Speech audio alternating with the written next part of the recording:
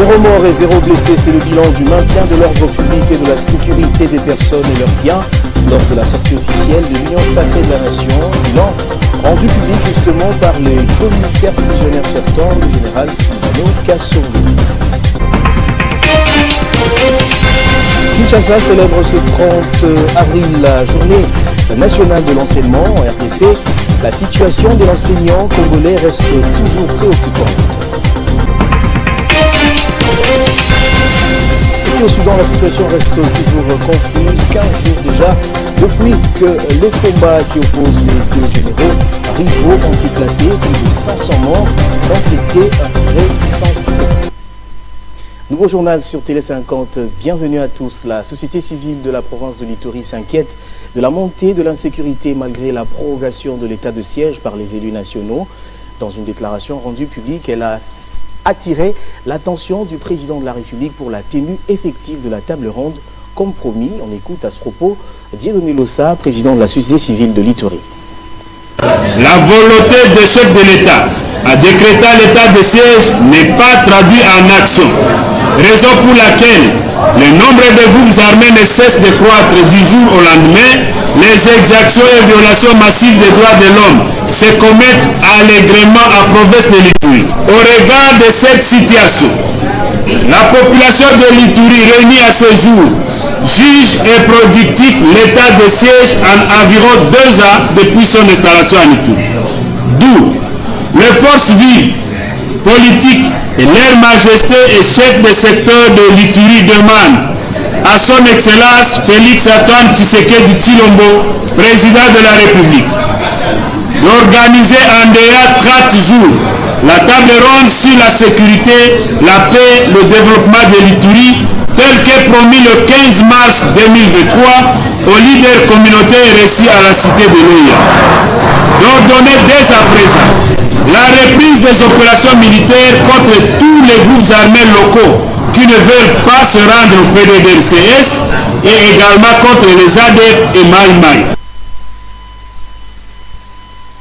Et puis l'armée annonce avoir récupéré un autre bastion des ADF situé dans la localité de Apetina-Sana, 15 km à l'ouest de Isha, chef-lieu du territoire de Béni. C'était à l'issue des affrontements entre les FARDC et ces terroristes qui ont subi des lourdes pertes dans leur rang. Les forces armées de la République démocratique du Congo ont planifié une opération spéciale ensemble avec la brigade d'intervention de la MONUSCO en cycle FIB pour récupérer le bastion des terroristes ADF-MTM localisé au village Apetina. Village Apetina situé à plus ou moins 15 km de la cité de Oicha. Cette opération a connu 2 étapes. Sécuriser les agglomérations et là la MONUSCO a joué bien son rôle du 19 au 23 avril dernier. Et la deuxième étape était de s'emparer de ces bastions ADF-MTM et les forces armées de la République démocratique du Congo ont réussi aujourd'hui à récupérer ces bastions après un affrontement acharné entre l'armée loyaliste et ces terroristes d'ADF-MTM. Les forces armées de la République démocratique du Congo ont réussi à neutraliser non seulement les terroristes ADF-MTM, corps vu 17 au total, et récupérer 4 armes de guerre de type AK-47, mais aussi s'emparer de ces bastions des terroristes ADF-MTM qui aidaient ces djihadistes à commettre des exactions sur la route Luna Komanda. Au moment où je vous parle, les forces armées de la République démocratique du Congo contrôlent non seulement les bastions des ADF qui étaient logés à Petina, mais aussi la route nationale numéro 4. Et continuent également les opérations de ratissage de ces milieux pour donner totalement la paix à notre population. Le trafic sur le tronçon Béni-Komanda évolue très bien grâce aux escortes mises en place par le secteur opérationnel Ituri. Tous les véhicules sont escortés et acheminés sans problème.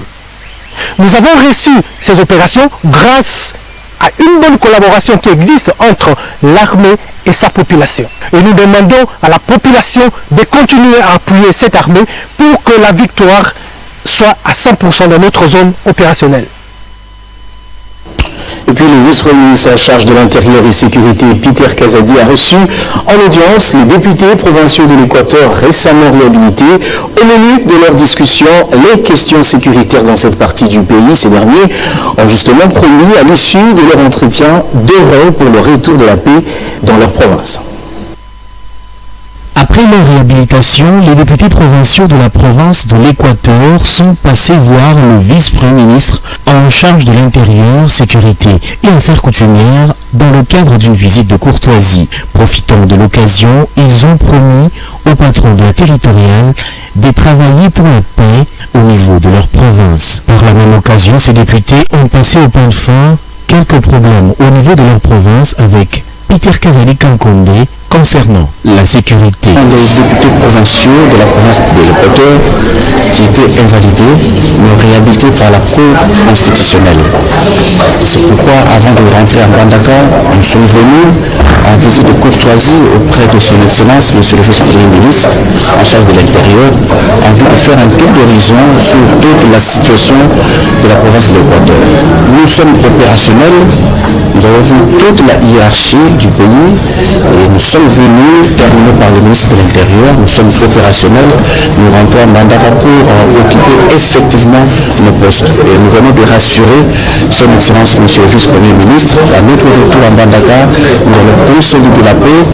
Il s'est de rappeler que leur visite est intervenue quelques jours après l'entretien que le vice-premier ministre, ministre de l'Intérieur, avait eu avec le gouverneur et la présidente de l'Assemblée provinciale de l'Équateur autour de leur réintégration. Le 30 avril de chaque année, la République démocratique du Congo célèbre la journée nationale dédiée aux enseignants congolais. L'institution de cette journée est une manière d'honorer les professionnels de la CRE qui ont consacré leur vie pour ce noble métier. À cette occasion, nos reporters se sont intéressés au quotidien d'un enseignant qui exerce le métier depuis plus de 25 ans. Alpha Chonza, la cinquantenaire révolue, enseigne les cours d'histoire à l'Institut pédagogique Mokengeli depuis 27 ans. La passion d'enseigner, de transmettre les connaissances coule dans ses veines. Cet amour pour l'enseignement, Alpha Chonza l'a hérité de son père, qui fut aussi enseignant, dont il est le fils cadet. Transmettre les savoirs qu'il possède, c'est tout ce qu'il a trouvé de mieux à faire, en dépit de certaines difficultés d'ordre matériel auxquelles il est buté. Un enseignant d'abord c'est un formateur. Pour être formateur, il faut être d'abord formé soi-même. Il y a plusieurs difficultés, il y a des difficultés d'ordre matériel. Il y a des leçons, quand vous les donnez, il faut nécessairement avoir des matériels didactiques et parfois on n'en a pas. Ça c'est une difficulté. Nous avons des difficultés d'ordre effectif. Depuis que l'école a été réhabilitée, nous recevons beaucoup d'enfants. Pour ses élèves, Alpha Chonza est un enseignant hors pair. Sa méthodologie est très appréciée depuis de nombreuses années.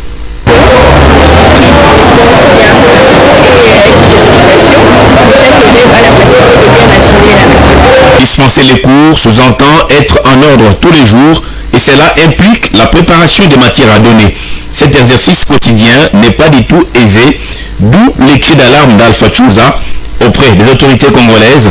Ces cinquantenaires leur demandent d'améliorer les conditions de vie des enseignants. Ces dernières années, les enseignants ont multiplié les mouvements de grève pour obtenir les meilleurs salaires et l'amélioration de leurs conditions de travail. Après plus de 10 ans, le gouvernement actuel a majoré les salaires des enseignants congolais grâce au nouveau barème mis en place.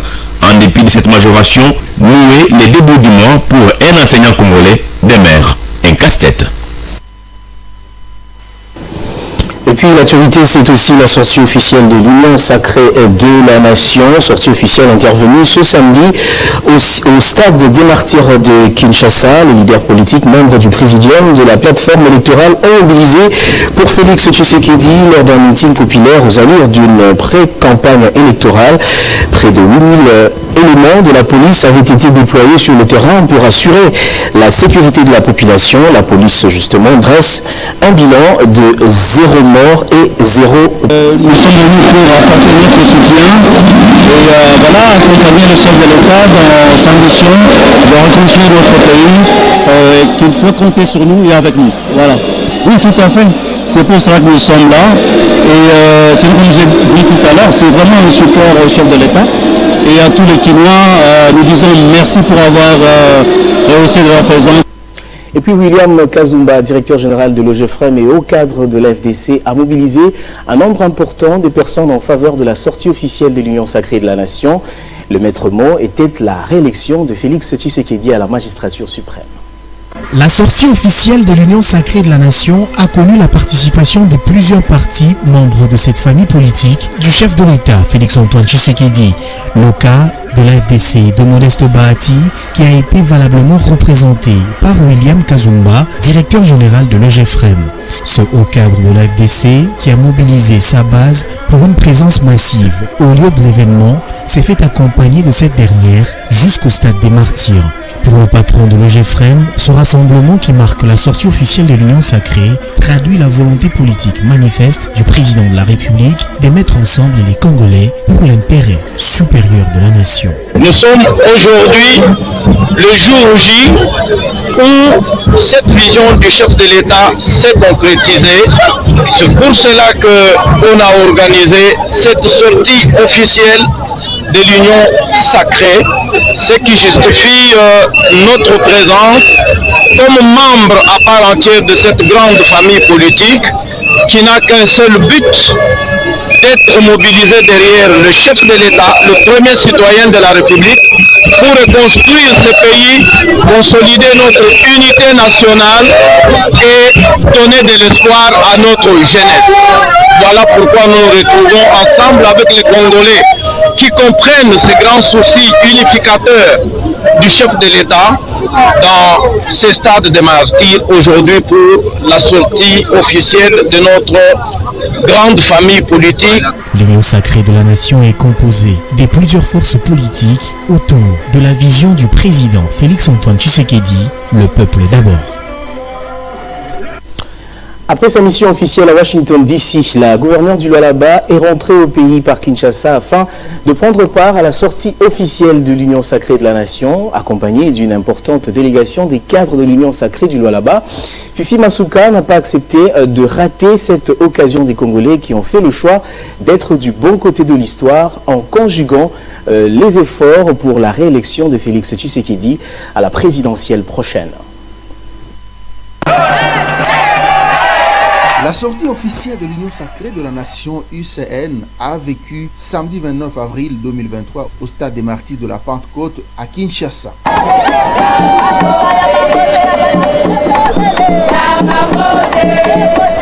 Une foule impressionnante constituée des cadres et militants des partis politiques a fait le déplacement de ce sanctuaire mythique du football congolais.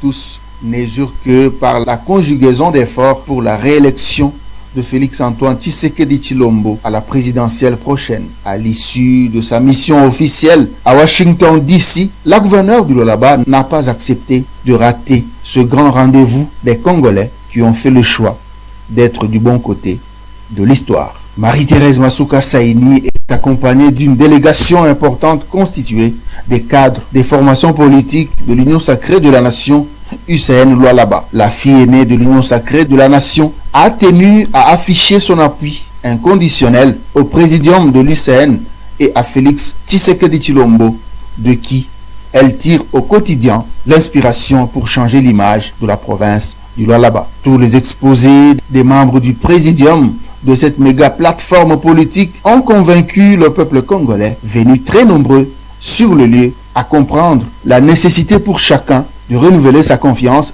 au chef de l'État Félix Tshisekedi, grâce à qui les efforts de reconstruction de la RDC sont visibles. En dehors des cadres de l'UCN Lualaba, l'autorité morale du Front des indépendants pour la démocratie chrétienne FIDEC et présidente en exercice du regroupement politique ADRP, Marie-Thérèse Masuka s'est fait également accompagner au stade par des milliers de militants de Kinshasa. Lancement officiel de l'ASBL Grand Bandundu par sa présidente Ruth Mbonsele. Il s'agit d'une association qui vise à lutter contre l'insécurité grandissante dans cette province de l'ouest de la République démocratique du Congo. À cette occasion, Ruth Mbonsele a attiré l'attention des autorités du pays. La crise sécuritaire dans le Grand Bandundu, marquée par les conflits entre Teke et Aka, n'a pas laissé indifférente Madame Ruth Mbonsele. Pour contribuer au retour de la paix, celle qu'on appelle affectueusement Maman Générale a mis en place une ASBL dénommée Grand Bandundu pour unir les fils et filles de cette province afin de dénoncer l'insécurité devenue monnaie courante dans cette partie du pays. Le lancement officiel de la dite ASBL a eu lieu à Kinshasa en présence de plusieurs membres de cette structure.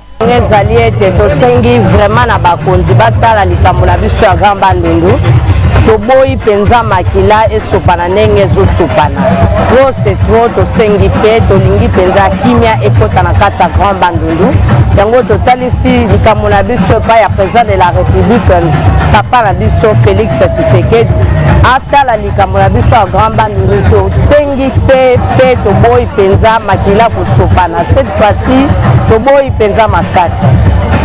Madame Ruth Mbonsele a profité de l'occasion pour demander au président de la République, Félix Tshisekedi, de s'impliquer personnellement pour stopper la spirale des violences dans le Grand Bandundu.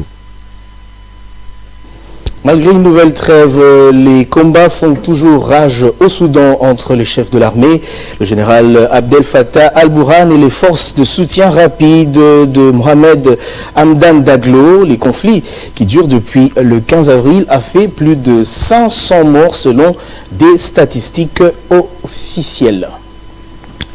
Et puis le stade Lumumba du Maniema, qui était en état d'abandon, recouvre ses lettres de noblesse. Le lancement officiel des travaux de réfection du temple sportif sont déjà lancés par les autorités provinciales à la pleine satisfaction de la jeunesse de ce coin du pays. Le temple de la promotion du sport dans les Maniema, que le stade Lumumba est en train de retrouver ses lettres de noblesse. Chose attendue depuis de lustres par la jeunesse et les amoureux des sports de cette province. Les lancements officiels des travaux de réfection de l'historique stade Lumumba de la commune de Mikelenge a eu lieu le samedi 29 avril 2023 par le ministre provincial de la Santé, faisant office du gouverneur Afani Idrissa Mangala, le docteur Kibungi Mutanga Junior. De ce stade, afin d'offrir à notre jeunesse de Mikelenge un cadre adéquat pour la pratique du sport roi.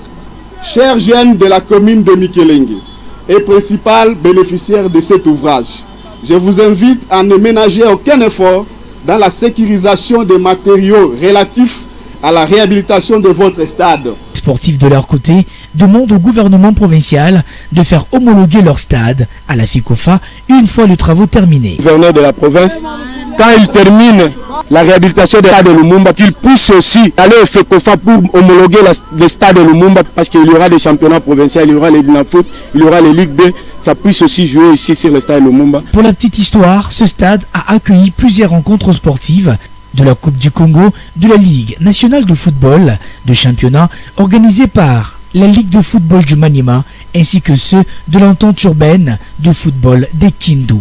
Rappelons que c'est dans ces stades que l'association sportive Maniema Union a été sacrée champion du Congo pour la première fois en 2007.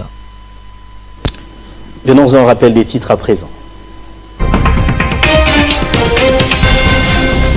0 mort et 0 blessé, c'est le bilan du maintien de l'ordre public et de la sécurité des personnes et leurs biens lors de la sortie officielle de l'Union sacrée de la Nation, bilan rendu public justement par le commissaire divisionnaire sortant, le général Silvano Kassongo.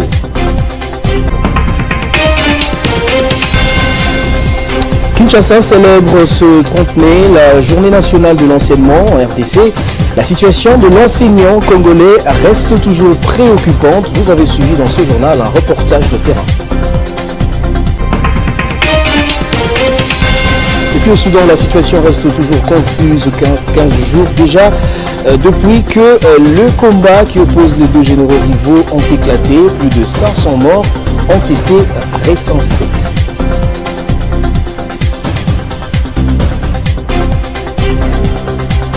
Voilà qui met fin à ce journal, mesdames et messieurs. Je vous remercie de l'avoir suivi depuis Lomé grâce à Télé 5.